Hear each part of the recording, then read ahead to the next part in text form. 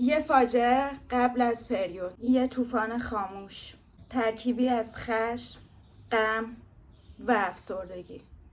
بهش میگن PMS، سندروم پیش از قاعدگی. نه کسی میفهمتت، نه مردی درکت میکنه، نه پزشک میتونه تو رو آروم کنه، نه خودت بلدی با این همه موج احساسی بجنگی.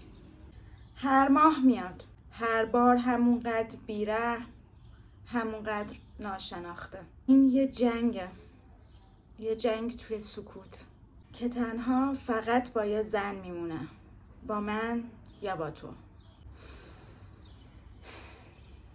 اگه میخوای بدونی چرا بعضی روزا اینجوری و یا اگه مردی میخوای یه زن رو کاملا درک کنی، تا آخر این ویدیو با من همراه باش.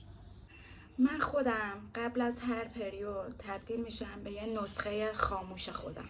یه روز با بغض از خواب پا میشم، فرداش با عصبانیت از خواب پا میشم. دلم محبت و نوازش میخواد، ولی اگه کسی بیاد سمتم میزنم داغونش میکنم. بدترش اینه که هیچ کس این حسا رو نمیفهم. حتی خودت هم بعضی وقتا نمیفهمی که چته. سندروم پیش از قاعدگی یا PMS وضعیت طبیعی که بیشتر از 90% خانم‌ها اونو تجربه میکنن. به خاطر تغییرات هورمونی سطح سروتونین که کارش شادی و نشاطه میاد پایین و همچنین به خاطر این تغییرات ممکنه ما خوابمون به هم بریزه یا اشتهامون هم کلاً به هم بریزه. اگه مردی داری اینو میبینی لطفاً بدون این فقط یه حس بد نیست.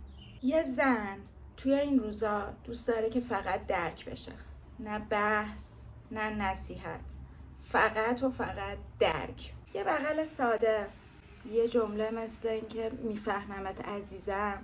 صبور بودن یعنی حتی اگه وقتی حالشم خوب نیست یا صداش بلندتر از همیشه شد بشنوی، اما پاسخش رو با عشق بدی. این حالا تقصیر خودش نیست، باید فقط بدونی که این یه موج سنگینه که گذراست. مردی که تو این روزا صبورانه کنار همسرش میمونه تا ابد تو قلب اون زن باقی میمونه.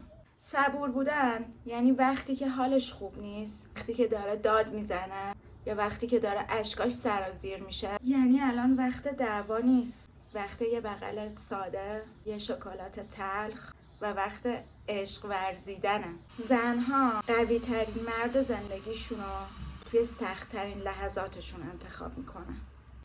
باور کنید اگه تو این چند روز کنارش باشید براش مثل یه قهرمان میشید که تا آخر عمرش نمیتونه شما رو فراموش کنه. پس آقایون عزیز، PMS میدون مسابقه نیست، میدون جنگ نیست، میدون عشق و صبوریه.